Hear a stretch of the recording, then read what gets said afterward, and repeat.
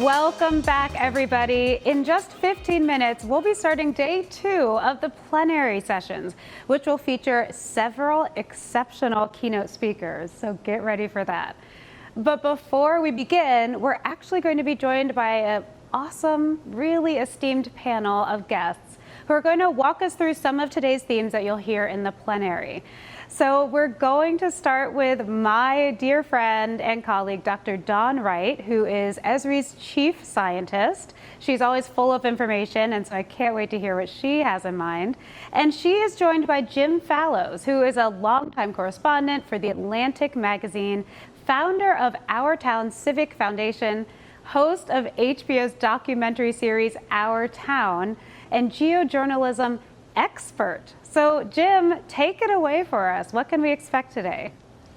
Ray, thanks so much. Thanks for everything you did yesterday. I should say how much I personally am delighted to be here in Redlands, my original hometown, and all the more so to have on the stage with me my good friend as well, Dr. Dawn Wright, the chief Esri scientist.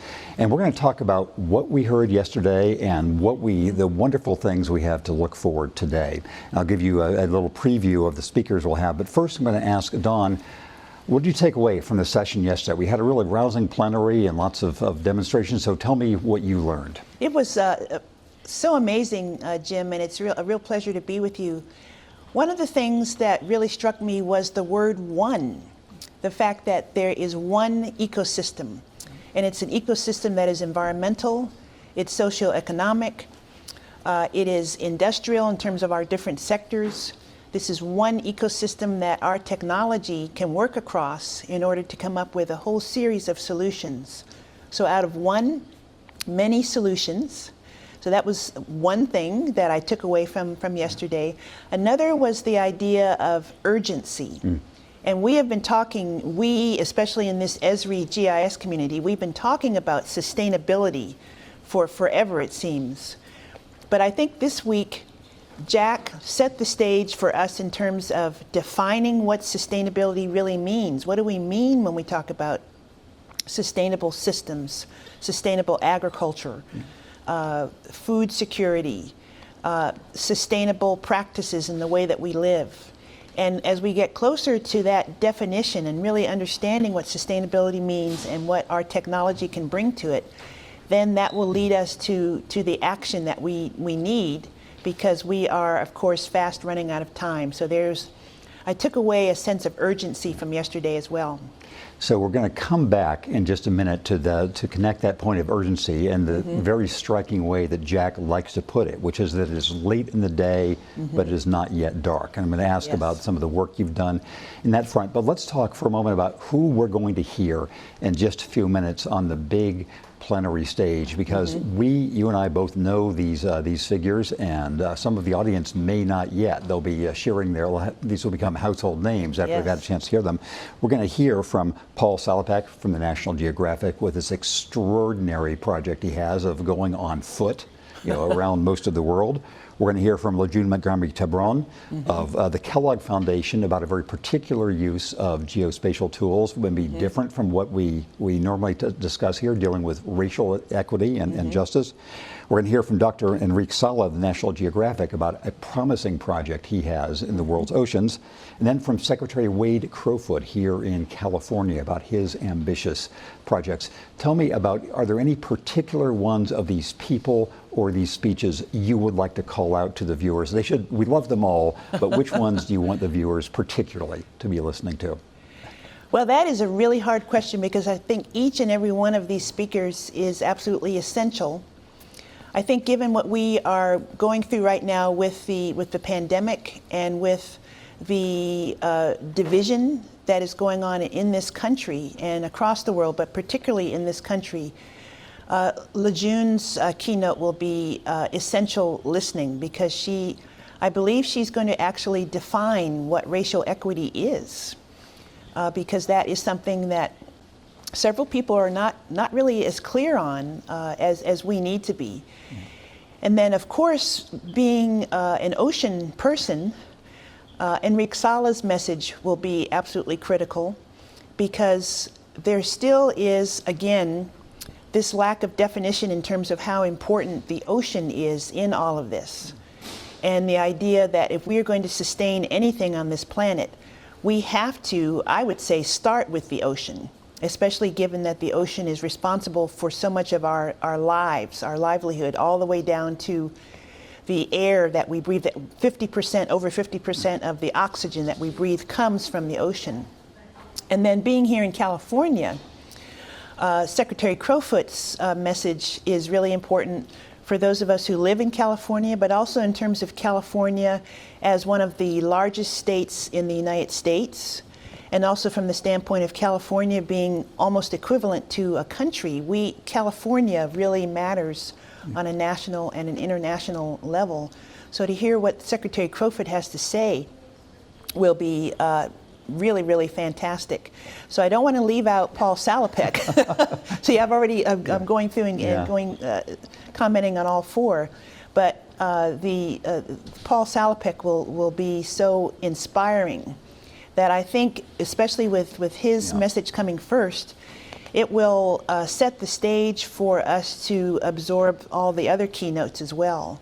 To me, he is like the gentle water that is bubbling up out of the Japanese pond behind us that centers us, that relaxes us, but that also helps us to focus.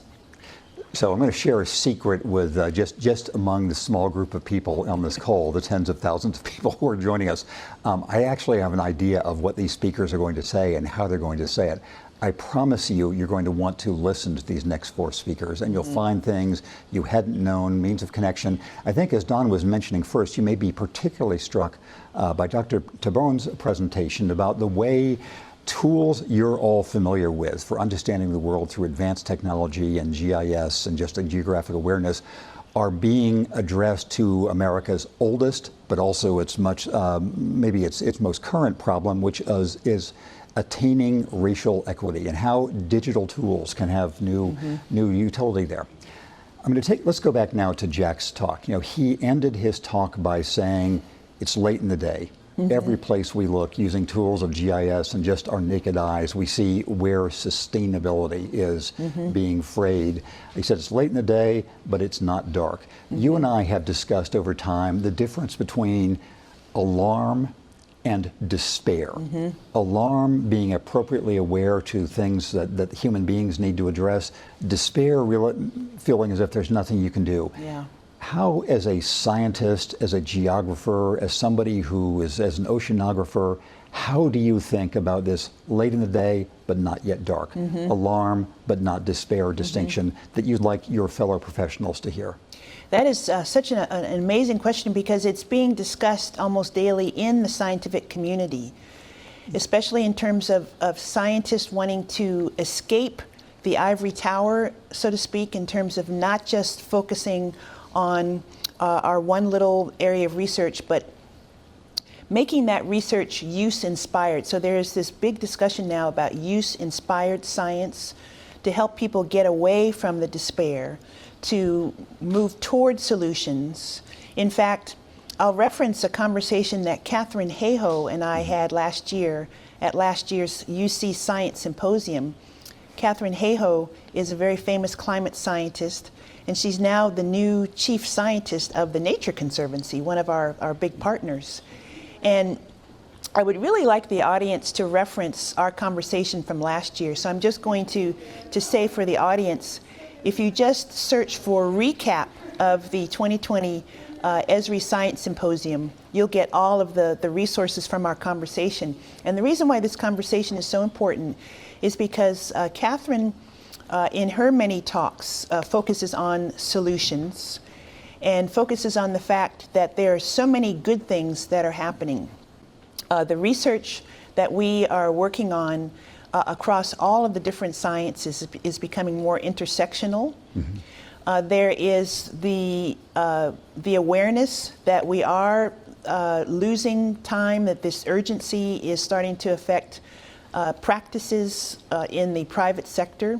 So there is a lot that's going on here at Esri in terms of this building, and many of our buildings are solar powered. We're doing so much. We have a sustainability strategy. There are other companies such as Microsoft that have a sustainability strategy. And there is so much that we, even on a personal level, can achieve and make progress on. Even from beginning with using a glass straw when you go to Starbucks and not using plastic, that you start small.